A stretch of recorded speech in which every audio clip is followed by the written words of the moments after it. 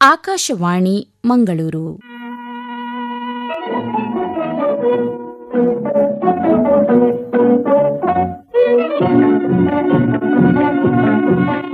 ಯುವವಾಣಿ. ಯುವ ಕೇಳುಗರಿಗೆ ನಮಸ್ಕಾರ. ಇಂದಿನ ಯುವವಾಣಿ ಕಾರ್ಯಕ್ರಮಕ್ಕೆ ಆತ್ಮೀಯ ಸ್ವಾಗತ.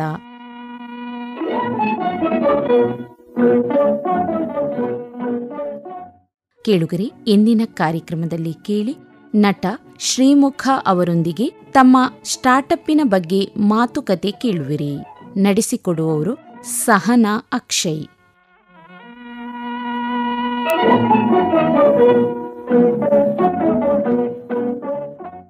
ಕೇಳುಗರೆ, ಇಂದು ಅಂದರೆ 2025ರಲ್ಲಿ ನಮಗೆ ಊಹಿಸಲು ಅಸಾಧ್ಯವಾಗದಷ್ಟು ಬಗೆಯ ಕಂಪನಿಗಳು ಹಾಗೆ ಅದಕ್ಕೆ ಪೂರಕವಾಗಿ ಹೆತ್ತವರ ಸಹಕಾರ ಒಂದೊಳ್ಳೆ ರೀತಿಯಲ್ಲಿ ಕಂಡುಬರುತ್ತಾ ಇದೆ. ಆದರೆ 2015ರಲ್ಲಿ ಬುಟ್ಟಿ ಸ್ಟೋರ್ ಅನ್ನೋ ಕಂಪನಿ ಶುರು ಮಾಡುವಾಗ ಸಹಕಾರ ಹೇಗಿತ್ತು, ಹಾಗೆ ಬುಟ್ಟಿ ಸ್ಟೋರ್ ಅಂದ್ರೆ ಏನು, ನಮಗೆ ಇಂದು ತಿಳಿಸಿಕೊಡೋದಕ್ಕೆ ನಮ್ಮ ಜೊತೆ ಇದ್ದಾರೆ ರಾಮಾಯಣ ಸಿನಿಮಾದ ನಟ, ನಿರ್ದೇಶಕ ಹಾಗೆ ಬುಟ್ಟಿ ಸ್ಟೋರಿನ ಮಾಲೀಕರಾದಂತಹ ಶ್ರೀಮುಖ ಸರ್. ನಮಸ್ತೆ. ನಮಸ್ಕಾರ. ಸೊ 2015ರಲ್ಲಿ ನನಗೆ ನೆನಪಿರೋ ಪ್ರಕಾರ ಆಗಿನ ಕಾಲ ಹೇಗಿತ್ತು ಅಂತ ಹೇಳಿದ್ರೆ, ಈ ಕೊಲಾಜ್ಗಳ ಫೋಟೋಗಳನ್ನು ಕೊಲಾಜ್ ಮಾಡುವಂತ ಕಾಲ ಇತ್ತು. ಈ ಕಾಲದಲ್ಲಿ ಬುಟ್ಟಿ ಸ್ಟೋರ್ ಅನ್ನ ನೀವು ಶುರು ಮಾಡಿದ್ರೆ, ಅಂದ್ರೆ 2015ರಲ್ಲಿ ನೀವು ಶುರು ಮಾಡಿದ್ರ. ಬುಟ್ಟಿ ಸ್ಟೋರ್ ಅಂತ ಹೇಳಿದ್ರೆ ಏನು? ಈಗ ನಾನು ಆಲ್ರೆಡಿ ಹೇಳಿದೆ ಫೋಟೋ ಅಂತ ಹೇಳಿ. ಸೊ ಇದಕ್ಕೆ ಏನಾದ್ರೂ ಸಂಬಂಧ ಇದೆಯಾ? ಬುಟ್ಟಿ store mainly paintings, art work ಅನ್ನು ಸೇಲ್ ಮಾಡುವಂಥ ಇ-ಕಾಮರ್ಸ್ ವೆಬ್ಸೈಟ್.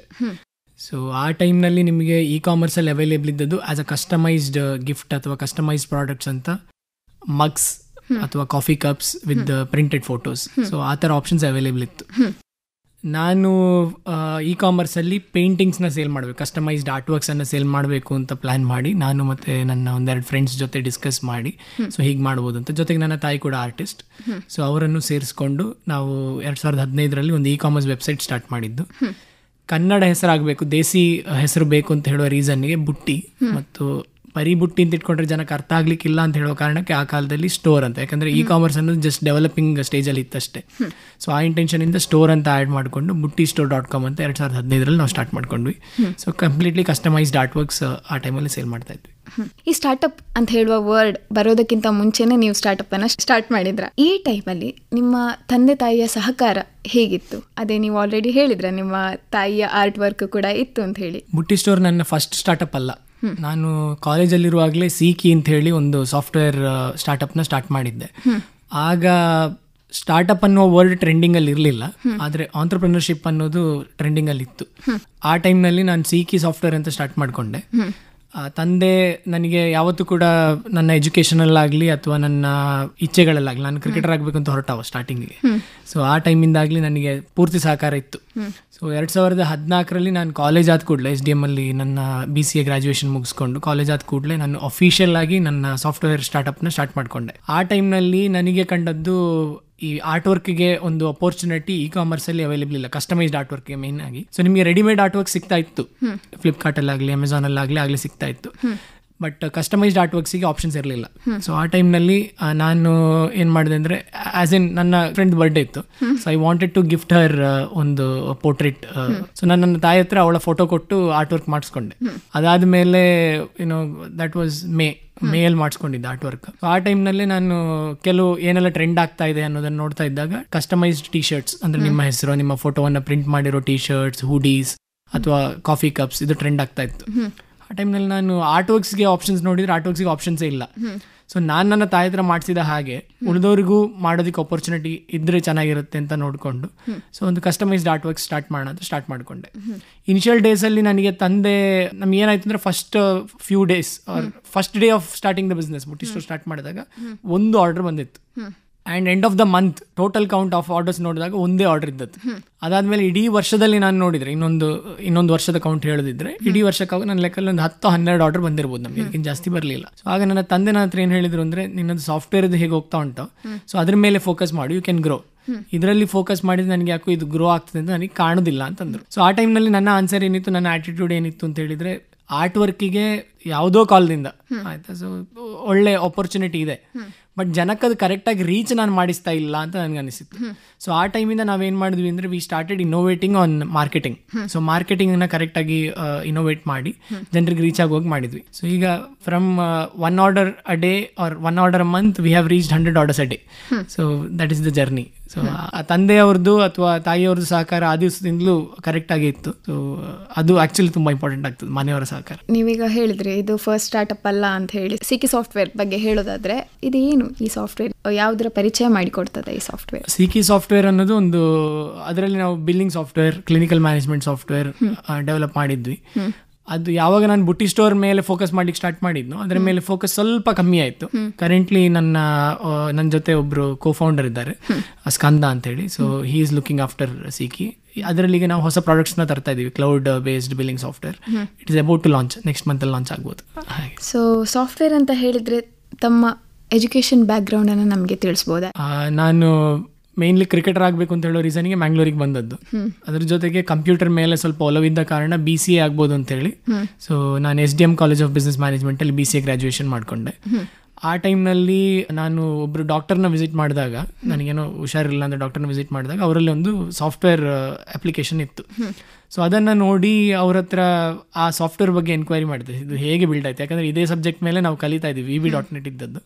ಸೊ ಅದನ್ನು ನೋಡಿ ಇದನ್ನು ಹೇಗೆ ಡೆವಲಪ್ ಮಾಡಿದ್ದಾರೆ, ಎಲ್ಲಿಂದ ಮಾಡಿಸಿದ್ದೀರಿ, ಇದನ್ನೆಲ್ಲ ಕೇಳ್ಕೊಂಡಾಗ ಅದಕ್ಕೆ ಡಾಕ್ಟರ್ ಎಷ್ಟು ಪೇ ಮಾಡಿದ್ದಾರೆ ಅಂತ ನನಗೆ ಅರ್ಥ ಆದಾಗ ನನಗೆ ಕ್ರಿಕೆಟ್ಗಿಂತ ಜಾಸ್ತಿ ಒಲವು ಸಾಫ್ಟ್ವೇರ್ ಮೇಲೆ ಬರ್ಲಿಕ್ಕೆ ಸ್ಟಾರ್ಟ್ ಆಯಿತು.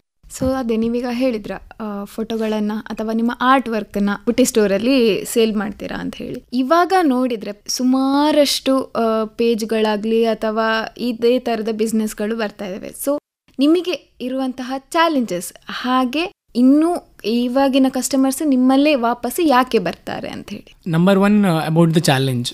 ಸೊ ಈ ಗಿಫ್ಟ್ ಅನ್ನೋದಾಗಲಿ ಅಥವಾ ಒಂದು ಫೋಟೋ ಫ್ರೇಮ್ ಅಂತ ಆಗಲಿ, ಸೊ ಅದರಲ್ಲಿ ಕಸ್ಟಮರ್ ರಿಟೆನ್ಷನ್ ರೇಟ್ ತುಂಬ ಕಮ್ಮಿ ಇರ್ತದೆ. ಕಸ್ಟಮರ್ ರಿಟೆನ್ಷನ್ ರೇಟ್ ಅಂತ ಹೇಳಿದ್ರೆ ಒಬ್ಬ ಆರ್ಡರ್ ಹಾಕಿದರೆ ಅವ ಇನ್ನೊಮ್ಮೆ ಆರ್ಡರ್ ಹಾಕಲಿಕ್ಕೆ ತುಂಬ ವರ್ಷಗಳನ್ನ ತಗೊಳ್ತಾನೆ. ಯಾಕಂದ್ರೆ ಅವನಿಗೆ ಇನ್ನೊಂದು ಆಪರ್ಚುನಿಟಿ ಆ ಥರದ್ದು ಬರೋದಿಲ್ಲ. ಏನಾಗ್ತದೆ ಅಂದರೆ ಒಬ್ಬನ ಲೈಫ್ ಟೈಮಲ್ಲಿ ಈವೆಂಟ್ಸ್ ಅಂತ ನೋಡ್ತಾ ಹೋದರೆ, ಒಬ್ಬನ ಹುಟ್ಟು, ಅದಾದ್ಮೇಲೆ ಅವನಿಗೆ ಆಗುವ ಮದುವೆ ಇರ್ಬೋದು, ಅವನಿಗೆ ಆಗುವ ಚೈಲ್ಡ್ ಇರ್ಬೋದು, ಅದಾದ್ಮೇಲೆ ಅವನ ಡೆತ್ ಇರ್ಬೋದು. ಸೊ ಈ 4 ವಿಷಯಗಳಿಗೆ ಮಾತ್ರ ಅವ್ನ ಫೋಟೋಸ್ ಯೂಶಲಿ ಜನ ಫ್ರೇಮ್ ಮಾಡಿಸ್ಕೊಳ್ತಾರೆ. ಇದೆಲ್ಲ ಅವನ ಲೈಫಲ್ಲಿ ಆಗುವ ಮೇನ್ ಇವೆಂಟ್ಸ್. ಅವನು ಹುಟ್ಟಿದಾಗ ಅವನ ತಂದೆ ತಾಯಿ ಅವನ ಫ್ರೇಮ್ ಮಾಡಿಸ್ಕೊಳ್ಬೋದು, ಅಥವಾ ಅವನ ಜೊತೆ ಇರೋ ಫ್ರೇಮ್ ಮಾಡಿಸ್ಕೊಳ್ಬೋದು. ಅವನ ಮದುವೆ ಆದಾಗ ಅವನ ಪಾರ್ಟ್ನರ್ ಜೊತೆ ಒಂದು ಫ್ರೇಮ್ ಮಾಡಿಸ್ಕೊಳ್ಬೋದು. ಅವನಿಗೆ ಮಗು ಆದಾಗ ಅವನೊಂದು ಫ್ರೇಮ್ ಮಾಡಿಸ್ಕೊಳ್ಬೋದು. ಅದು ಬಿಟ್ಟರೆ ಅವನು ಸತ್ತಾಗ ಅವನ ಫ್ರೇಮ್ ಇನ್ನೊಬ್ರು ಮಾಡ್ಕೊಂಡು ಹಾಕ್ಬೋದು. ಸೊ ಇದೊಂದು ಅವನ ಲೈಫ್ ಟೈಮಲ್ಲಿ ಒಬ್ಬನ ಕುರಿತಾಗಿ ಒಂದು ಫ್ರೇಮ್ ಅಥವಾ ಪೇಂಟಿಂಗ್ ಆಗುವಂಥದ್ದು. ಹಾಗಾಗಿ ಅದರಲ್ಲಿ ರಿಟೆನ್ಷನ್ ರೇಟ್ ತುಂಬ ಕಮ್ಮಿ ಇರ್ತದೆ. ಒಬ್ರು ನಮ್ಮ ಹತ್ರ ಆರ್ಡರ್ ಹಾಕಿದ್ರೆ ಇನ್ನೊಂದು ಆರ್ಡರ್ ಹಾಕ್ಲಿಕ್ಕೆ ಯೂಶಲಿ ಅವರೊಂದು 5 years ತಗೊಳ್ತಾರೆ.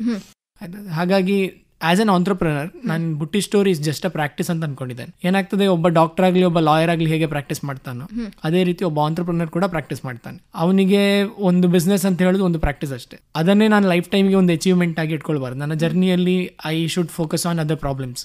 ಸೊ ಬೇರೆ ಏನಿದೆ ಪ್ರಾಬ್ಲಮ್ಸ್ ಅದನ್ನೇ ಹುಡ್ಕೋದು, ಆ ಪ್ರಾಬ್ಲಮ್ಸ್ಗೆ ಸೊಲ್ಯೂಷನ್ ನಾನು ಹುಡುಕಿ ಆ ಸೊಲ್ಯೂಷನ್ನ ಜನಕ್ಕೂ ನಾನು ಸೇಲ್ ಮಾಡ್ಲಿಕ್ಕೆ ಹೊರಟ್ರೆ ಆ ದಿವಸ ನಾನು ಇನ್ನೊಂದು ಬಿಸ್ನೆಸ್ ಸ್ಟಾರ್ಟ್ ಮಾಡಿರ್ತೇನೆ. ಸೊ ನಿಮ್ಮ ಟೀಮ್ ಬಗ್ಗೆ ಹೇಳಬಹುದಾ? ಅಂದರೆ ಎಷ್ಟು ಜನ ಎಂಪ್ಲಾಯಿಗಳು ನಿಮ್ಮ ಜೊತೆ ಇದ್ದಾರೆ? ಕರೆಂಟ್ಲಿ ಅಬೌಟ್ 45 ಜನ ಟೋಟಲ್ ನನ್ನ ಟೀಮ್ನಲ್ಲಿದ್ದಾರೆ. ಅದರಲ್ಲಿ ಆರ್ಟಿಸ್ಟ್ಗಳಿದ್ದಾರೆ, ಅದರಲ್ಲಿ ಪ್ರಾಸೆಸ್ ಟೀಮ್ ಇದೆ. ಪ್ರಾಸೆಸ್ ಟೀಮ್ ಅಂದರೆ ಒಂದು ಆರ್ಟ್ ವರ್ಕ್ ಆದ ಕೂಡಲೇ ನಾವು ಡೈರೆಕ್ಟ್ಲಿ ಶಿಪ್ ಮಾಡೋದಿಲ್ಲ. ನಾವು ಅದನ್ನು ಕಸ್ಟಮರಿಗೆ ತೋರಿಸಿ ಅವರದ್ದು ಪ್ರಿವ್ಯೂ ನೋಡಿ ಅಪ್ರೂವ್ ಮಾಡಿ, ಅಥವಾ ಅವರಿಗೆ ಏನಾದರೂ ಕರೆಕ್ಷನ್ಸ್ ಬೇಕಾದರೆ ಕರೆಕ್ಷನ್ಸ್ ಮಾಡಿ ಅದನ್ನು ಪುನಃ ಅವ್ರಿಗೆ ಕಳಿಸಿ ಅವ್ರದ್ದು ಅಪ್ರೂವಲ್ ತಗೊಂಡು ಅದಾದಮೇಲೆ ಶಿಪ್ಪಿಂಗ್ ಆಗ್ತದೆ.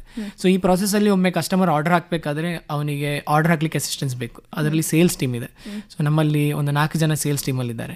ಅದಾದ ಮೇಲೆ ಆರ್ಡರ್ ಹಾಕಿದ ಮೇಲೆ ಆರ್ಡರ್ ಪ್ರಾಸೆಸ್ ಮಾಡ್ಲಿಕ್ಕೆ ಪ್ರಾಸೆಸ್ ಟೀಮ್ ಇದೆ. ಪ್ರಾಸೆಸ್ ಟೀಮಲ್ಲಿ ಪ್ರಾಸೆಸ್ ಮ್ಯಾನೇಜರ್, ಪ್ರಾಸೆಸ್ ಎಕ್ಸಿಕ್ಯೂಟಿವ್ ಅಂತ ಇರ್ತಾರೆ. ಸೊ ಪ್ರಾಸೆಸ್ ಮ್ಯಾನೇಜರ್ಸ್ ಏನು ಮಾಡ್ತಾರೆ ಅಂತ ಹೇಳಿದ್ರೆ, ಒಂದು ಆರ್ಡರಲ್ಲಿ ಆರ್ಟಿಸ್ಟಿಗೆ ಬರಬಹುದಾದಂಥ ಕನ್ಫ್ಯೂಷನ್ಸ್ ಏನಿದೆ ಅದನ್ನು ಕಸ್ಟಮರ್ ಹತ್ರ ಕಾಂಟ್ಯಾಕ್ಟ್ ಮಾಡಿ ಅವ್ರ ಹತ್ರ ಅದಕ್ಕೆ ಕ್ಲಾರಿಟಿ ತಗೊಳ್ತಾರೆ. ಏನು ಇನ್ಫಾರ್ಮೇಷನ್ ಬೇಕು ಅದ್ರ ಫರ್ದರ್ ಇನ್ಫಾರ್ಮೇಷನ್ ತಗೊಳ್ತಾರೆ. ಎಕ್ಸಿಕ್ಯೂಟಿವ್ ಏನು ಮಾಡ್ತಾರೆ ಅಂತ ಹೇಳಿದ್ರೆ, ಆರ್ಟಿಸ್ಟ್ ಮಾಡಿರೋ ಆರ್ಟ್ ವರ್ಕನ್ನು ಕಸ್ಟಮರಿಗೆ ಕಳಿಸಿ ಅಪ್ರೂವಲ್ಗೆ ವೆಯ್ಟ್ ಮಾಡ್ತಾರೆ. ಸೊ ಏನಾದರೂ ಕರೆಕ್ಷನ್ಸ್ ಬೇಕಾದ್ರೆ ಫರ್ದರ್ ಕರೆಕ್ಷನ್ಸ್ ಮಾಡ್ತಾರೆ. ಇದ್ರ ಜೊತೆಗೆ ಆರ್ಟಿಸ್ಟ್ರಲ್ಲಿ ಕೂಡ ಹ್ಯಾಂಡ್ ಮೇಡ್ ಆರ್ಟಿಸ್ಟ್ ಇದ್ದಾರೆ, ಪೆನ್ಸಿಲ್ ಸ್ಕೆಚ್ ಮಾಡ್ಲಿಕ್ಕೆ ಸಪ್ರೇಟ್ ಆರ್ಟಿಸ್ಟ್ ಇದ್ದಾರೆ. ಓಲ್ಡ್ ಪಿಕ್ಚರ್ ಡಿಜಿ ಪೇಂಟಿಂಗ್ ಅಂತ ಒಂದು ಪ್ರಾಡಕ್ಟ್ ಇದೆ. ಹಳೆ ಫೋಟೋಸ್, ಡ್ಯಾಮೇಜ್ ಆಗಿರೋ ಫೋಟೋವನ್ನು ಹೊಸದಾಗಿ ಕ್ಲಾರಿಟಿ ಆರ್ಟ್ ವರ್ಕ್ ಮಾಡಲಿಕ್ಕೆ ಒಂದು ಸಪ್ರೇಟ್ ಟೀಮ್ ಇದೆ. ಮರ್ಚ್ ಪೇಂಟಿಂಗ್ ಅಂತ ಒಂದು ಸ್ವಲ್ಪ ಟ್ರೆಂಡ್ ಆಗ್ತಿದೆ. ಅದ್ರಲ್ಲಿ ಹೇಗೆ ಅಂದರೆ ಸಪ್ರೇಟ್ ಫೋಟೋಸ್ ಫೋಟೋದಲ್ಲಿರೋರನ್ನ ಕಂಬೈನ್ ಮಾಡಿ, ಕೆಲವೊಮ್ಮೆ ಏನಾಗ್ತದೆ ಪಾಸ್ಪೋರ್ಟ್ ಫೋಟೋ ಇರ್ತದೆ ಒಬ್ಬರದ್ದು, ನಿಮ್ಮ ಮದುವೆ ಫೋಟೋ ಇರ್ತದೆ, ಸೊ ಅವರನ್ನ ನಿಮಗೆ ಮದುವೆ ಫೋಟೋದ ಜೊತೆ ಮರ್ಜ್ ಮಾಡಬೇಕು ಅಂತಾದ್ರೆ ಅದನ್ನು ಮಾಡಲಿಕ್ಕೆ ಸಪ್ರೇಟ್ ಟೀಮ್ ಇದೆ. ಅದಾದ ಮೇಲೆ ನಮ್ಮ ಹತ್ರ ಪ್ರೊಡಕ್ಷನ್ ಟೀಮ್ ಇದೆ. ಸೊ ಪ್ರೊಡಕ್ಷನ್ ಹೌಸ್ ನಾವು ಬ್ಯಾಂಗ್ಳೂರಲ್ಲಿ ಮಾಡ್ಕೊಂಡಿದ್ದೇವೆ, ಮಾಗಡಿ ರೋಡಲ್ಲಿ. ಸೊ ಅಲ್ಲಿ ನಮಗೆ ಪ್ರಿಂಟಿಂಗ್, ಫ್ರೇಮಿಂಗ್, ಪ್ಯಾಕಿಂಗ್ ಆಗಿ ಶಿಪ್ಪಿಂಗ್ ಆಗೋದು ಬ್ಯಾಂಗ್ಳೂರ್ನ ಪ್ರೊಡಕ್ಷನ್ ಹೌಸಿಂದ. ಸೊ ಹ್ಯಾಂಡ್ಮೇಡ್ ಪೇಂಟಿಂಗ್ ಆಗಲಿ ಅಥವಾ ಡಿಜಿಟಲ್ ಪೇಂಟಿಂಗ್ ಆಗಲಿ ಫೈನಲ್ ಪ್ರೊಡಕ್ಷನ್ ಬ್ಯಾಂಗ್ಳೂರಲ್ಲಿ ಆಗಿ ಅಲ್ಲಿಂದ ಆಲ್ ಓವರ್ ಇಂಡಿಯಾ ಶಿಪ್ ಆಗ್ತದೆ. ಇನ್ನು ಅದೇ ಸಿಕಿ ಅಂತ ಹೇಳುವ ಸಾಫ್ಟ್ವೇರ್, ಬುಟ್ಟಿ ಸ್ಟೋರ್ ಅಂತ ಹೇಳುವ ಒಂದು ಆರ್ಟಿಗೆ ಸಂಬಂಧಪಟ್ಟಂತಹ ಒಂದು ಬಿಸ್ನೆಸ್ ಇರುವಾಗ ತಮ್ಮ ಒಲವು ಈ ನಟನೆಯ ಕಡೆ ಹೇಗೆ ಬಂತು? ನಮ್ಮ ಫ್ಯಾಮಿಲಿ ಒಂದು ಆರ್ಟಿಸ್ಟಿಕ್ ಫ್ಯಾಮಿಲಿ. ಸೊ ನಮ್ಮ ಫ್ಯಾಮಿಲಿಯಲ್ಲಿ ನನ್ನ ತಾಯಿ ಆರ್ಟಿಸ್ಟ್, ತಂದೆ ಯಕ್ಷಗಾನ ಆರ್ಟಿಸ್ಟ್, ನನ್ನ ತಾತ ರೈಟರ್, ನನ್ನ ತಂದೆ ನನ್ನ ಅಮ್ಮನ ತಂದೆ ಪ್ರಸಿದ್ಧ ಯಕ್ಷಗಾನ ಹಾಸ್ಯಗಾರರು ಪೆರೋಡಿ ನಾರಾಯಣ್ ಭಟ್ ಅಂತ ಹೇಳಿ. ಸೊ ನನಗೆ ರೈಟಿಂಗಲ್ಲಿ, ಆ್ಯಕ್ಟಿಂಗಲ್ಲಿ ಆಲ್ರೆಡಿ ಒಲವಿತ್ತು. ನಾನು ಚಿಕ್ಕವನಿದ್ದಾಗ ಸುಳ್ಯದಲ್ಲಿ ಜೀವನ್ ರಾಮ್ ಸುಳ್ಯ ಅಂತಿದ್ದಾರೆ, ರಂಗಮನೆ ಜೀವನ್ ರಾಮ್ ಸುಳ್ಯ, ಅವರ ಅಂಡರಲ್ಲಿ ಜುಮ್ಜಾಮಾನೆ ಮತ್ತು ಪುಟ್ಟ ಅಂತ ಹೇಳೋ ಒಂದು ನಾಟಕದಲ್ಲಿ ಕರ್ನಾಟಕದ ಕೆಲವು ಕಡೆ ನಾವು ತಿರುಗಿದ್ದೇವೆ. ಸೊ ಅವರ ಒಡನಾಟದಲ್ಲಿ ಆ್ಯಕ್ಟಿಂಗ್ನ ಒಲವು ಆಲ್ರೆಡಿ ಇತ್ತು. ಇದ್ರ ಜೊತೆಗೆ ನನ್ನ ಗೆಳೆಯರ ಬಳಗ ಕೀರ್ತನ್ ಬಾಳಿಲ ಇರ್ಬೋದು ಅಥವಾ ಅಕ್ಷಯ್ ರೇವನ್ಕರ್ ಅಂತ ಇದ್ದಾರೆ, ಈಗ ಸಿದ್ದು GS ಅಂತ ಇದ್ದಾರೆ. ಸೊ ಹೀಸ್ ಅ DOP. ಸೊ ಇವರ ಜೊತೆಗೆ ಸೇರಿಕೊಂಡು ಶಾರ್ಟ್ ಮೂವೀಸ್ ಅಂತೆಲ್ಲ ಮಾಡ್ತಾ ಇದ್ವಿ. ಸೊ ಇದರ ಜೊತೆಗೆ ಒಂದು ಕತೆ ಬರೆದಾಗ, ದಾಮಾಯಣ ಅಂತ ಒಂದು ಕತೆ ಬರೆದ್ವಿ. ಸೊ ದಾಮೋದರನ ಕತೆ ಅದು, ಅದಕ್ಕೆ ದಾಮಾಯಣ.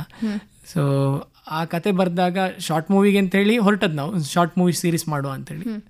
ಆಗ ಕೀರ್ತನ್ ಹೇಳಿದ್ರೆ ಇದನ್ನು ನಾವು ಫೀಚರ್ ಫಿಲ್ಮ್ ಮಾಡಿದ್ರೆ ಒಂದು ರಿಸ್ಕ್ ತಗೊಂಡು ಮಾಡುವ ಅಂತೇಳಿ. ಅದಾದಮೇಲೆ ಕಥೆಯನ್ನು ದೊಡ್ಡದಾಗಿ ಬರೆದು ವಿ ಅಪ್ರೋಚ್ಡ್ ರಾಘವೇಂದ್ರ ಕೊಡುವ ಅಂತ ಪ್ರೊಡ್ಯೂಸರ್. ಫಸ್ಟ್ ಪ್ರೊಡ್ಯೂಸರ್ ಅಪ್ರೋಚ್ ಆದ್ದೆ ಅವ್ರನ್ನ. ಅವ್ರಿಗೆ ಕತೆ ತುಂಬ ಇಷ್ಟ ಆಗಿ ಮೂವಿ ಮಾಡುವ ಅಂತ ಹೇಳಿದ್ರು, ಮೂವಿ ಮಾಡಿದ್ವಿ. Then it got released in 2023. ಇವಾಗಿನ ಯುವ ಜನತೆ ಪ್ಯಾಷನ್ ಅನ್ನೇ ಪ್ರೊಫೆಷನ್ ಆಗಿ ತಗೊಳ್ಳುವಂಥವರಿಗೆ ಅಥವಾ ಹೀಗೆ ಇನ್ನೂ ಕಲಿತಾ ಇರೋರಿಗೆ ನಮ್ಮ ಯುವ ಜನತೆಗೆ ಏನು ಹೇಳೋದಕ್ಕೆ ಇಷ್ಟಪಡ್ತೀರಾ? ಪ್ಯಾಷನ್ ಅನ್ನ ಪ್ರೊಫೆಷನ್ ಆಗಿ ತಗೊಳ್ಳೋದು ಆಕ್ಚುಲಿ ರೈಟ್ ಡಿಸಿಷನ್. ನೀವು ಯಾವಾಗ ಒಂದು ಪ್ರಾಬ್ಲಮ್ಗೆ ಕರೆಕ್ಟ್ ಆದ ಸೊಲ್ಯೂಷನ್ ಹುಡುಕ್ತೀರಿ ಅಥವಾ ಯಾವ ಪ್ರಾಬ್ಲಮ್ಗೆ ಕರೆಕ್ಟ್ ಆದ ಸೊಲ್ಯೂಷನ್ ಇದೆ ಬಟ್ ಕರೆಕ್ಟ್ ಆದ ಸೊಲ್ಯೂಷನ್ ಇಲ್ಲ ಅಂತ ನಿಮ್ಗೆ ಅನ್ಸುತ್ತೋ, ಆ ದಿವಸ ನಿಮ್ಮ ಹತ್ರ ಇರೋ ಸೊಲ್ಯೂಷನ್ ಬೆಟರ್ ಅಂತ ನಿಮ್ಗೆ ಅನ್ಸಿದಾಗ you have become a right entrepreneur. ಒಂದು ಸೇ ಇದೆ, don't become an entrepreneur because you always wanted to become an entrepreneur because at least you have a solution for one of the problems in the world ಅಂತ. ಅಂದರೆ ನಿಮಗೆ ಪ್ರಪಂಚದಲ್ಲಿರೋ ಯಾವ್ದಾದ್ರು ಒಂದು ಪ್ರಾಬ್ಲಮ್ಗೆ ನಿಮ್ಮ ಹತ್ರ solution ಇದೆ ಅಂತ ಹೇಳಿದರೆ you will become a successful entrepreneur. So I think ಯಾರಿಗೆಲ್ಲ ಆಲ್ರೆಡಿ ಆ ಒಂದು ಫೈರ್ ಇದೆ ಒಳಗಡೆ, ಸೊ ಆ ಕಿಡಿ ಇದೆ, ಅವರು ಆಂಟ್ರಪ್ರನರ್ ಆಗಲಿಕ್ಕೆ ಆ್ಯಕ್ಚುಲಿ ಫಸ್ಟ್ ಸ್ಟೆಪ್ ಕ್ರಾಸ್ ಮಾಡಿದ್ದಾರೆ. ಆಯ್ತು, next thing is they should start the practice. ನಾನು ಆಗಲೇ ಹೇಳಿದ ಹಾಗೆ ಆಂಟ್ರಪ್ರನರ್ ಪ್ರಾಕ್ಟೀಸಸ್. ಸೊ ನಿಮ್ಮ ಪ್ರಾಕ್ಟೀಸ್ ಸ್ಟಾರ್ಟ್ ಮಾಡಿ, ಅದ್ರ ಜೊತೆಗೆ when you find the right problem to solve you have cross the second step and you can reach heights. ಇದು ಬಿಸ್ನೆಸ್ಸಿನ ಬಗ್ಗೆ ಆಯಿತು. ಇನ್ನು ಅದೇ ನಟನೆಗೆ ಬರಬೇಕು ಅಂತ ಹೇಳುವ ಆಲೋಚನೆ ಇದ್ರೆ ಅದರ ಬಗ್ಗೆ ಅಗೇನ್. ಸೊ ನನ್ನ ಲೆಕ್ಕದಲ್ಲಿ ನಮ್ಮ ದಾಮಾಯಣ ಫಿಲ್ಮ್ನಲ್ಲಿ ನಾನು writer, director and actor. So ಎಲ್ಲಿಯಾದರೂ ಕೂಡ ನಿಮಗೆ communication is very important and team making is also very important. ಒಂದೋ ನೀವು ಟೀಮ್ ಬಿಲ್ಡ್ ಮಾಡಬೇಕು ಅಥವಾ ಒಂದು ಟೀಮ್ನ ಜೊತೆಗೆ ನೀವು ಸರಿಯಾಗಿ ಸೇರ್ಕೊಳ್ಬೇಕು. ಸೊ ಇದಾದಾಗ ನಿಮಗೆ ಯಾವುದೇ ಜರ್ನಿ ಕೂಡ, ಯಾವುದೇ ಪ್ರಾಜೆಕ್ಟ್ ಕೂಡ ತುಂಬ ಸಿಂಪಲ್ ಆಗಿ ನಡೀತದೆ. ರೈಟ್ ಟೀಮ್ ಮತ್ತೆ right people surrounding you. So that is very important. ನೀವು ಮಾಡುವ ಆ್ಯಕ್ಟಿಂಗ್ ಇರ್ಬೋದು ಅಥವಾ ನೀವು ಮಾಡುವ ಕತೆ ಇರ್ಬೋದು. ಸೊ ಯಾವುದೇ ಒಂದು ಕಥೆಯನ್ನು ನೀವು ಮಾಡ್ತಾ ಇದ್ದೀರಿ ಅಂತಾದರೆ ಅದರಲ್ಲಿಯೂ ಹಾಗೆ ಯಾವ ಪ್ರಾಬ್ಲಮ್ ಬಗ್ಗೆ ನೀವು ಮಾತಾಡ್ತಾ ಇದ್ದೀರಿ. ಸೊ ಯಾಕೆ ಜನ ನಿಮ್ಮ ಮೂವಿ ನೋಡಬೇಕು, ಯಾಕೆ ಜನ ನಿಮ್ಮ ಪ್ರಾಡಕ್ಟ್ ತಗೊಳ್ಬೇಕು, ಯಾಕೆ ಜನ ನಿಮ್ಮನ್ನು ಕೇಳಬೇಕು, ಯಾಕೆ ಜನ ನಿಮ್ಮ ಸೊಲ್ಯೂಷನ್ ಅನ್ನು ಅಕ್ಸೆಪ್ಟ್ ಮಾಡಬೇಕು. So that is very important in all the fields. ನೀವು ಆಂಟ್ರಪ್ರನರ್ ಆಗಿ ಒಂದು ಪ್ರಾಡಕ್ಟ್ ರಿಲೀಸ್ ಮಾಡಿದ್ರು ಅಥವಾ ನೀವು ನಟನೆ ಮಾಡಿದ್ರು, ನೀವು ಬರೆದ್ರು ಅಥವಾ ನಾವು ರೇಡಿಯೋದಲ್ಲಿ ಕೂತು ಮಾತಾಡಿದ್ರು ಕೂಡ ಆಲ್ವೇಸ್ ಹ್ಯಾವ್ ದಟ್ ಕ್ವಶನ್, ಜನ ಯಾಕೆ ನಿಮ್ಮನ್ನು ಅಕ್ಸೆಪ್ಟ್ ಮಾಡಬೇಕು ಅಂತ ಹೇಳಿ. ಸೊ ಆ ಕ್ವಶನ್ ಬಂದಾಗ ಅದಕ್ಕೆ ನಿಮ್ಮ ಹತ್ರ ಆನ್ಸರ್ ಇದೆ ಅಂತಂದ್ರೆ you can do anything you want. ಇನ್ನು ಇವಾಗ 2025 ಬರೋದಾದ್ರೆ ಫೋಟೋಗ್ರಫಿ ಆಗಿರ್ಬೋದು, ವಿಡಿಯೋಗ್ರಫಿ ಆಗಿರ್ಬೋದು, ತುಂಬಾ ಒಂದು ಡಿಮ್ಯಾಂಡ್ ಅಲ್ಲಿದೆ. ಹೀಗಿರುವಾಗ ನೀವು ಆಲ್ರೆಡಿ ಹೇಳಿದ್ರ ಡಿಜಿಮರ್ಜ್ ಪೇಂಟಿಂಗ್ ಅಂತ ಹೇಳಿ ಸುಮಾರಷ್ಟು ಪೇಜ್ಗಳು ಬರ್ತಾ ಇದ್ದಾವೆ. ಸೊ ಕಾಂಪಿಟಿಷನ್ಸ್ ಹೇಗಿದೆ ಅಥವಾ ನಿಮ್ಮ ಬುಟ್ಟಿ ಸ್ಟೋರ್ ಬಾಕಿ ಇರೋ ಬಿಸ್ನೆಸ್ ಇಂದ ಹೇಗೆ ಬೇರೆ ಆಗಿದೆ ಅಂತ? ನಮ್ಮ ಹತ್ರ ನಮ್ಮ ಕಾಪಿ ರೈಟೆಡ್ ಸ್ಟೈಲ್ಸ್ ಇದೆ. ಸೊ ಆ ಸ್ಟೈಲ್ನ ಬೇರೆ ಯಾರಿಗೂ ಯೂಸ್ ಮಾಡ್ಲಿಕ್ಕೆ ಆಗೋದಿಲ್ಲ, ನಂಬರ್ 1. ಸೊ ನಾವೇ ಅದನ್ನು ಇನ್ವೆಂಟ್ ಮಾಡಿರೋ ಸ್ಟೈಲ್. ಸೊ ಅದನ್ನು ನಾವು ಇಂಟೆಲೆಕ್ಚುಯಲ್ ಪ್ರಾಪರ್ಟಿ ಆಗಿ ಸೆಕ್ಯೂರ್ ಮಾಡ್ಕೊಂಡಿದ್ದೇವೆ. ಸೊ ಆ ಸ್ಟೈಲ್ನ ನಾವು ಮೇಂಟೈನ್ ಮಾಡ್ತೇವೆ. ಸೊ ಆ ಸ್ಟೈಲ್ ಬೇಕಾದಾಗ ಕಸ್ಟಮರ್ಸ್ ನಮ್ಮ ಹತ್ರ ಬರ್ತಾರೆ. That is a very supreme style. ಅದರ ಜೊತೆಗೆ ನಮ್ಮ ಸರ್ವಿಸ್, ಕ್ವಾಲಿಟಿ ಆಫ್ ಸರ್ವಿಸ್ ಏನಾಗ್ತದೆ ಅಂತ ಹೇಳಿದ್ರೆ, ನಮ್ಮ ಹತ್ರ ಇರೋ team is they can understand, they have years of experience understanding different customer requirements. ಹಾಗಾಗಿ ದೇ ಅಂಡರ್ಸ್ಟ್ಯಾಂಡ್ ವೆಲ್. ಅದ್ರ ಜೊತೆಗೆ ಆರ್ಟ್ ವರ್ಕ್ ಅನ್ನಾಗಲಿ ಅಥವಾ ಯಾವ ರೀತಿ ಮಾಡಿದ್ರೆ ಕರೆಕ್ಟ್ ಆಗ್ತದೆ ಅನ್ನೋದಾಗ್ಲಿ. ಸೊ ಆರ್ಟಿಸ್ಟ್ಗಳು ಹಾಗೆ ಸಾವಿರಾರು ಪೇಂಟಿಂಗ್ಸ್ ಮಾಡಿ ಎಕ್ಸ್ಪೀರಿಯನ್ಸ್ ಇರೋರು, ಇಯರ್ಸ್ ಆಫ್ ಟ್ರೈನಿಂಗ್ ಆಗಿರೋರು. ಸೊ ಹಾಗಾಗಿ ಅದು ಒಂದು ನಮ್ಮ USP, so unique selling proposition. ಇದರ ಜೊತೆಗೆ ಏನಾಗ್ತದೆ ಅಂತ ಹೇಳಿದ್ರೆ, ಹೊಸಬ್ರು ಯಾರು ಬರ್ತಾ ಇದಾರಲ್ಲ ಅವರಿಗೆ ಈ ಫೀಲ್ಡ್ ಅಲ್ಲಿ ಆಕ್ಚುಲಿ ಕಷ್ಟ ಇದೆ. ಆರ್ಟ್ ವರ್ಕ್ ಫೀಲ್ಡ್ ಅಲ್ಲಿ ಏನಾಗ್ತದೆ ಅಂತ ಹೇಳಿದ್ರೆ, requirement of customers is very less. ಆಗ್ಲೇ ನಾನು ಹೇಳಿದಾಗೆ, ಸೊ ಇದೊಂದು ಫೀಲ್ಡ್ ನಿಮಗೆ ಹೈಲಿ ಗ್ರೋಯಿಂಗ್ ಫೀಲ್ಡ್ ಅಲ್ಲ, ಆಯ್ತಾ. ನಿಮ್ಮದು ಒಂದು ಲೆವೆಲ್ಗೆ, ಸರ್ಟನ್ ಲೆವೆಲ್ಗೆ ರೀಚ್ ಆಗಿದೆ. Market size is very small. ನಿಮ್ಮ ದಿನ ಬಳಕೆಯ ವಸ್ತು ಅಲ್ಲ ಇದು. ಸೊ ಹಾಗಾಗಿ ಅದರ ಮಾರ್ಕೆಟ್ ಇಸ್ ವೆರಿ ಸ್ಮಾಲ್. ಹಾಗಾಗಿ ಏನಾಗ್ತದೆ, ಹೊಸಬ್ರು ಬಂದವರಿಗೆ ಅವ್ರಿಗೆ ಕಷ್ಟ ಆಗ್ತದೆ. But when you are established and when you have a high customer base, ನಮಗೆ ಇಷ್ಟವರೆಗೂ ಆ ಕಷ್ಟ ಬರಲಿಲ್ಲ. ಸೊ ಅದು ಒಂದು. ಇದರ ಜೊತೆಗೆ ನಾವು ಕೊಡೋ ಕ್ವಾಲಿಟಿ ಆಫ್ ಸರ್ವಿಸ್ ಕಸ್ಟಮರ್ನ ನಮ್ಮ ಜೊತೆ ರಿಟೆನ್ಷನ್ ಮಾಡ್ಕೊಂಡಿದೆ. 2015 ನೀವು ಶುರು ಮಾಡುವಾಗ ತಾಯಿ ಪೇಂಟಿಂಗ್ ಅನ್ನ ಮಾಡ್ತಿದ್ರು ಅಂತ ಹೇಳಿದ್ರಿ. ಸೊ ಇವಾಗ್ಲೂ ಅವರು ಪೇಂಟಿಂಗ್ ಅನ್ನು ಮಾಡ್ತಿದಾರಾ? ಹ್ಯಾಂಡ್ ಮೇಡ್ ಪೇಂಟಿಂಗ್ಸ್ ಅಲ್ಲಿ she is the leading artist in our team. So ಅವ್ರು ಹ್ಯಾಂಡ್ ಮೇಡ್ ಪೇಂಟಿಂಗ್ಸ್ ಮತ್ತೆ ಪೆನ್ಸಿಲ್ ಸ್ಕೆಚ್ ಅನ್ನ ಹ್ಯಾಂಡಲ್ ಮಾಡ್ತಾರೆ. ಮತ್ತೆ ಇದ್ರ ಜೊತೆಗೆ she is good in guiding others. So ಅವ್ರದವರಿಗೆ ಗೈಡೆನ್ಸ್ ಕೊಡ್ತಾರೆ. So she is the senior most employee or an artist in the team. ಈಗ ಈ ಫೀಲ್ಡಲ್ಲಿ ಇಂಟ್ರೆಸ್ಟ್ ಇರೋರಿಗೆ, ಸ್ಟೂಡೆಂಟ್ಸಿಗಾಗಲಿ ಇಂಟರ್ನ್ಶಿಪ್ ಆಪರ್ಚುನಿಟಿ ಅವೈಲೇಬಲ್ ಇದೆಯಾ? ಇಂಟರ್ನ್ಶಿಪ್ ಮಾಡಬೇಕು ಅಂತ ಹೇಳಿ ಆದರೆ ನಿಮ್ಮನ್ನು ಹೇಗೆ ಕಾಂಟ್ಯಾಕ್ಟ್ ಮಾಡಬಹುದು ಅಂತ ಹೇಳಿ? ನಮ್ಮ ಇಮೇಲ್ ID info@buttistore.comಗೆ info@buttistore.com ಅದಕ್ಕೆ ಕಾಂಟ್ಯಾಕ್ಟ್ ಮಾಡಬಹುದು. ಆ್ಯಂಡ್ ಕಾಂಟ್ಯಾಕ್ಟ್ ಮಾಡ್ತಾ ಇದ್ದಾರೆ ತುಂಬ ಜನ. ನಾವು ಇಂಟರ್ನ್ಶಿಪ್ ಆಪರ್ಚುನಿಟೀಸ್ ಕೊಡ್ತೇವೆ for artist and also for executives or manager ಪೋಸ್ಟಲ್ಲಿ. ಸೊ ಮ್ಯಾನೇಜರಿಯಲ್ ಪೋಸ್ಟಲ್ಲಿ ಮತ್ತೆ ಆರ್ಟಿಸ್ಟ್ ಪೋಸ್ಟಲ್ಲಿ ನಾವು ಇಂಟರ್ನ್ಶಿಪ್ ಕೊಡ್ತೇವೆ. ನಿಮ್ಮ ಟೀಮಿಗೆ ಜಾಯಿನ್ ಆಗಬಹುದಾ ಅಂತ ಹೇಳಿ, ಇಂಟರ್ನ್ಶಿಪ್ ಅಲ್ಲದೆ ನಿಮ್ಮ ಟೀಮಿಗೆ ನಾನೀಗ ಜಾಯಿನ್ ಆಗಬೇಕು ಅಂತ ಹೇಳಿ ಆದರೆ ಜಾಯಿನ್ ಆಗಬಹುದಾ ಅಂತ ಹೇಳಿ? ಡೆಫಿನೆಟ್ಲಿ. ನಿಮ್ಮ ರೆಸ್ಯೂಮೆಯನ್ನು ನಾನು ಆಗಲೇ ಹೇಳಿದೆ ಇಮೇಲ್ ID info@buttistore.comಗೆ ಕಳಿಸ್ಕೊಡ್ಬೋದು. ಅಥವಾ ನಮ್ಮ ಸಪೋರ್ಟ್ ನಂಬರ್ ವೆಬ್ಸೈಟಲ್ಲಿ ಅವೈಲೇಬಲ್ ಇದೆ, ಅದಕ್ಕೂ ಕಾಂಟ್ಯಾಕ್ಟ್ ಮಾಡ್ಬೋದು. ಟೀಮ್ ನಿಮ್ಮನ್ನು ಗೈಡ್ ಮಾಡ್ತದೆ ಏನು ಮಾಡಬೇಕಂತ. ನಟರಾಗಿ ರಾಮಾಯಣವನ್ನು ಬರ್ದಾಯಿತು, ನಿರ್ದೇಶನ ಮಾಡಿ ಆಯಿತು, ಹಾಗೆ ನಟನೆಯನ್ನು ಮಾಡಿ ಆಯಿತು. ಬುಟ್ಟಿಸ್ಟೋರು ಕೂಡ ತನ್ನ ಕಾರ್ಯವನ್ನು ಮಾಡ್ತಾ ಇದೆ. ಇನ್ನು ಮುಂದೆ ಅದೇ ನೀವು ಆಲ್ರೆಡಿ ಸ್ಟಾರ್ಟಿಂಗಲ್ಲಿ ಹೇಳಿದ್ರ ಪ್ರಾಬ್ಲಮನ್ನು ಹುಡುಕ್ತಾ ಇದ್ದೇನೆ ಅಂತ ಹೇಳಿ. ಸೊ ಮುಂದಿನ ಫ್ಯೂಚರ್ ಪ್ಲ್ಯಾನ್ಸ್ ಏನು ಶ್ರೀಮುಖ ಅವರದ್ದು? ನಾನು ಆಗಲೇ ಹೇಳಿದಾಗೆ ನಮ್ಮದು ಕ್ಲೌಡ್ ಬೇಸ್ಡ್ ಅಪ್ಲಿಕೇಶನ್ ರಿಲೀಸ್ಗೆ ರೆಡಿ ಆಗಿದೆ. ಸೊ ನೆಕ್ಸ್ಟ್ ಮಂತಲ್ಲಿ ರಿಲೀಸ್ ಆಗ್ತಾ ಇದೆ, ಅದು ಸೆಪ್ಟೆಂಬರಲ್ಲಿ. ಇದ್ರ ಜೊತೆಗೆ 2ನೇ ಮೂವಿ ಮಾಡ್ತಾ ಇದ್ದೇವೆ ನಾವು. So it's in the process of ರೈಟಿಂಗಲ್ಲಿದೆ. ಸೊ ರೈಟಿಂಗ್ಗೆ ನಾವು ತುಂಬ ಟೈಮ್ ತಗೊಳ್ತಾ ಇದ್ದೇವೆ. We want it to be very good. So ಕಾಂಪ್ರಮೈಸೇ ಆಗಬಾರ್ದು ಯಾವುದರಲ್ಲೂ ಅಂತ ಹೇಳಿ ನಮ್ಮ ಟೀಮ್ ಕೂತ್ಕೊಂಡು ರೈಟಿಂಗ್ ಮಾಡ್ತಾ ಇದೆ. ಬುಟ್ಟಿ ಸ್ಟೋರಲ್ಲಿ ಕೆಲವು ಹೊಸ ಪ್ರಾಡಕ್ಟ್ಸ್ ಮತ್ತು ಕೆಲವು ಹೊಸ ಕ್ಯಾಟಗರಿ ಆಫ್ ಆರ್ಟ್ ವರ್ಕ್ಸ್ನ ತರಬೇಕು ಅನ್ನೋ ಪ್ಲ್ಯಾನಲ್ಲಿದೆ. ಬುಟ್ಟಿ ಸ್ಟೋರ್ ರೀಬ್ರ್ಯಾಂಡಿಂಗ್ ಆಗ್ತಾ ಇದೆ. ಸೊ ಅದು ಕೂಡ ಹಾಗೆ ನೆಕ್ಸ್ಟ್ ಮಂತ್ ಲೈನಪ್ಪಲ್ಲಿದೆ. 2015 ಶುರು ಮಾಡಿದ ಕಾರಣ ಪ್ರತಿಯೊಬ್ಬರಿಗೂ ಇದೊಂದು ಹೊಸ ವಿಷಯ ಅಂತ ಹೇಳಿ ಅನಿಸಿರಬಹುದು. ಹೀಗಿರುವಾಗ ಜನರ ನಂಬಿಕೆ ಗಳಿಸಿದ್ದು ಹೇಗೆ ಈ ಬುಟ್ಟಿ ಸ್ಟೋರ್ ಅಂತ? ಇನಿಷಿಯಲ್ ಡೇಸಲ್ಲಿ ಡೆಫಿನೆಟ್ಲಿ ನಮಗೆ ಕಷ್ಟ ಆಗಿದೆ ಜನರ ಟ್ರಸ್ಟ್ ಗೇನ್ ಮಾಡಲಿಕ್ಕೆ. ಜನರಿಗೆ 2 ವಿಷಯದಲ್ಲಿ ಡೌಟ್ ಬರ್ತದೆ. ಒಂದೇನಂದರೆ ಕಂಪನಿ ಒಳ್ಳೇದುಂಟಾ ಅಂತ, ಅಂದರೆ ಜೆನ್ಯೂನ್ ಕಂಪನಿಯಾ ಅಂತ. Company genuine, okay.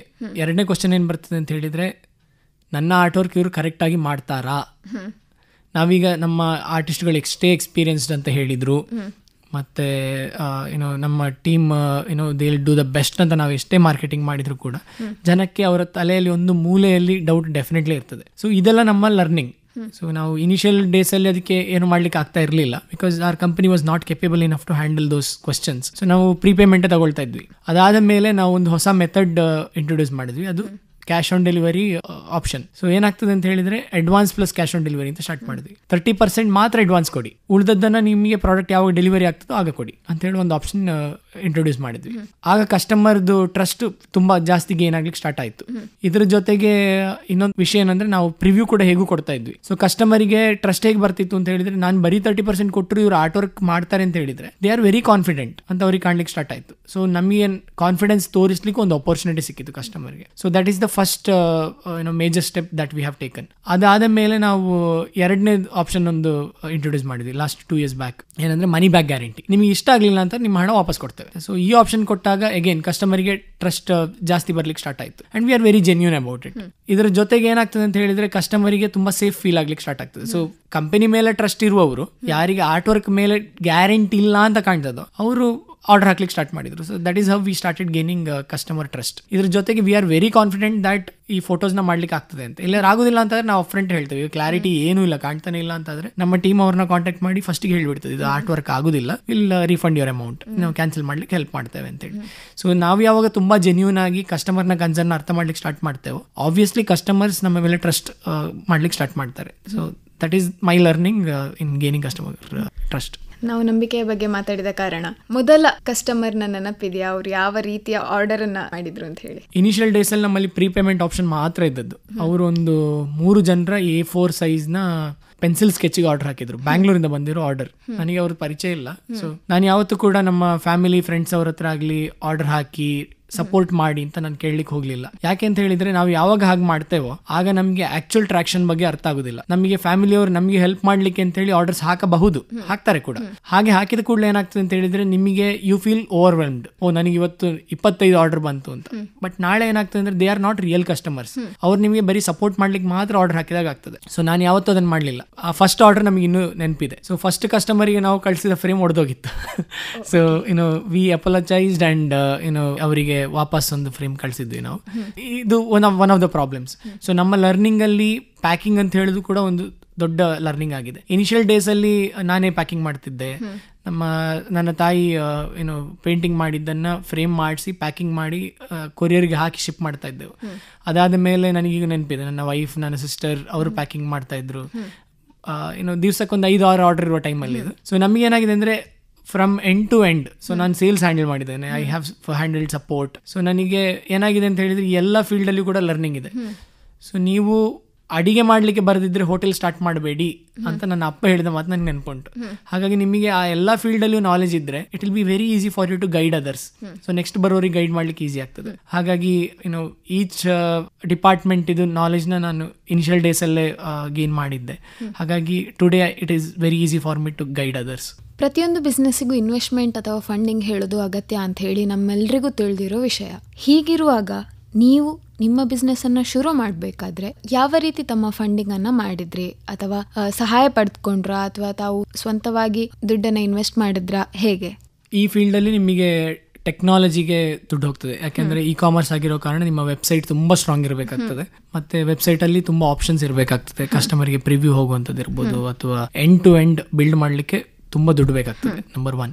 ನಂಬರ್ 2, ನಿಮಗೆ ಅಮೌಂಟ್ ಸ್ಪೆಂಡ್ ಆಗೋದು ಮಾರ್ಕೆಟಿಂಗ್ ಅಲ್ಲಿ ಇರ್ಬೋದು, ಮತ್ತೆ ಇನೋವೇಷನ್ ಅಲ್ಲಿ ಇರ್ಬೋದು. ನಿಮ್ಮ ಕ್ರಿಯೇಟಿವ್ ಕಾಂಟೆಂಟ್ನ ನೀವು ಮಾರ್ಕೆಟಿಂಗ್ ಏನು ಯೂಸ್ ಮಾಡ್ತೀರಿ ಅದಕ್ಕೆ ಫಂಡಿಂಗ್ಸ್ ಬೇಕಾಗ್ತದೆ. ಇದರ ಜೊತೆಗೆ ನಮಗೆ ಎಂಪ್ಲಾಯೀಸ್ ಅನ್ನು ಸ್ಯಾಲರೀಸ್ ಆರ್ ಅದರ್ ಥಿಂಗ್ಸ್ಗೆ ಬೇಕಾಗ್ತದೆ. ಬಟ್ ನಾನು ಆಗಲೇ ಹೇಳಿದಾಗೆ when you start business, start very small. So ನಾನು ಇನಿಷಿಯಲಿ ಸ್ಟಾರ್ಟ್ ಮಾಡಿದಾಗ ನಾನು ಫಂಡಿಂಗಿಗೆ ಕೆಲವು ಕಡೆ ಪ್ರೆಸೆಂಟೇಷನ್ಸ್ ಕಳಿಸಿದ್ದೆ. ನನಗೆ ಆಗ ಬರೀ 21 ವರ್ಷ ಬುಟ್ಟಿ ಸ್ಟೋರ್ ಸ್ಟಾರ್ಟ್ ಮಾಡಿದ್ದಾಗ. ಆ ಟೈಮ್ನಲ್ಲಿ ನಾನು ಒಂದು ಬ್ಯಾಂಕಿಗೆ ಒಂದು ಲೋನಿಗೆ ಕೂಡ ಅಪ್ಲಿಕೇಶನ್ ಹಾಕಿದ್ದೆ. ನಾನು ಫಂಡಿಂಗಿಗೆ ಒಬ್ಬರು 1-2 ಕಡೆ ಏಂಜಲ್ ಇನ್ವೆಸ್ಟರ್ಸಿಗೆ ಪ್ರೆಸೆಂಟೇಷನ್ ಕಳಿಸಿದ್ದಾಗ ನನಗೆ ಬಂದದ ರೆಸ್ಪಾನ್ಸ್ ಹೇಗೆ ಅಂತ ಹೇಳಿದ್ರೆ, ಐಡಿಯಾ ಚೆನ್ನಾಗಿದೆ ಬಟ್ ಇದರಲ್ಲಿ ಇನ್ನೂ ಟ್ರಾಕ್ಷನ್ ಇಲ್ಲ, ಅಂದರೆ ಇದರಲ್ಲಿ ಜಾಸ್ತಿ ಸೇಲ್ಸ್ ಏನು ಕಾಣ್ತಾ ಇಲ್ಲ. So we are not sure ಇದು ಎಲ್ಲಿಗೆ ಹೋಗ್ತದೆ ಅಂತ ಗೊತ್ತಿಲ್ಲ, ಹಾಗಾಗಿ ಈಗ ನಾವು ಫಂಡಿಂಗ್ ಮಾಡೋದಿಲ್ಲ.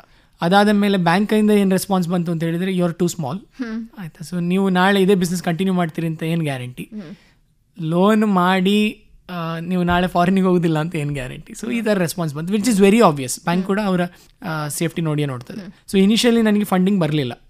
ಆಯ್ತು, ಅದಾದ ಮೇಲೆ ನನ್ನ ಸಾಫ್ಟ್ವೇರ್ ಬಿಸ್ನೆಸ್ಸಿಂದ ಸ್ವಲ್ಪ ಅಮೌಂಟ್ ಏನಿತ್ತು ಅದನ್ನು ತೆಗೆದು ಮಾರ್ಕೆಟಿಂಗ್ ಆಗಲಿ ಅಥವಾ ಇನೋವೇಷನ್ಸ್ಗೆ ನಾವು ಯೂಸ್ ಮಾಡ್ಕೊಂಡ್ವಿ. ವೆಬ್ಸೈಟ್ ಕೂಡ ಹಾಗೆ ನಮ್ಮ ಟೀಮೇ ಬಿಲ್ಡ್ ಮಾಡಿದ್ದು. ಸೊ ಹಾಗಾಗಿ ಜಾಸ್ತಿ ಏನು ಸ್ಪೆಂಡ್ ಆಗಿರಲಿಲ್ಲ. ತುಂಬ ಬೇಸಿಕ್ ವೆಬ್ಸೈಟ್ ಮಾಡಿದ್ವಿ ಸ್ಟಾರ್ಟಿಂಗಿಗೆ.